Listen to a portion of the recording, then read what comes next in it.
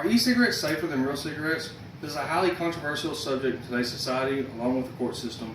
Today, we're going to go over the myths and the facts on whether e-cigarettes are indeed safer or not. Before we discuss the myths and the facts, I just want to go over what an e-cigarette is and what the e-liquid is that goes into them.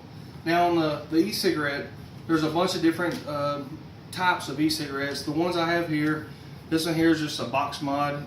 It takes 3 batteries. These are the kind of batteries it takes, which are 18650 rechargeable batteries.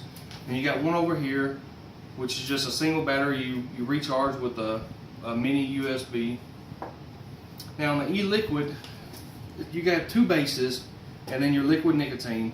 The bases are vegetable glycerin and propanol glycol. Other than those 2 in the liquid nicotine, all you have is just artificial flavorings to give you the desired flavor that you want.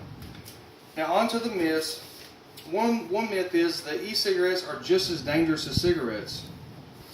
There was a study done by the Public Health of England that proved that e-cigarettes are 95% safer than real cigarettes. Another myth are e-cigarettes are a gateway to real cigarettes for teens. A study done by the CDC concluded that 47.6% of smokers that had ever quit smoking and tried vaping, and a staggering 55.4% of smokers who quit did so using an electronic cigarette. Another myth is that non-smokers will pick up e-cigarettes. The same study done by the CDC said a mere 0.4% of people who had never smoked a cigarette were currently vaping, and only 12.6 Americans had ever even tried vaping.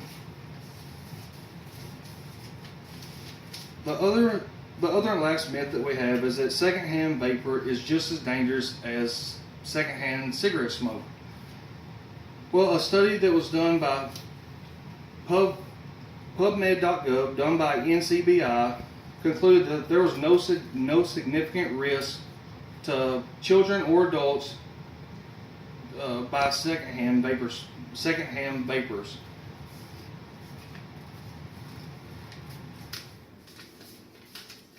And in conclusion, we have found many different studies that contradict some of the myths discussed, but we should continue to do more studies to find out every detail we can about this. It is very popular, and we all want to be as safe as possible, so we should keep doing studies, and hopefully they will, and hopefully legislation will allow smokers to have a safer alternative to cigarettes.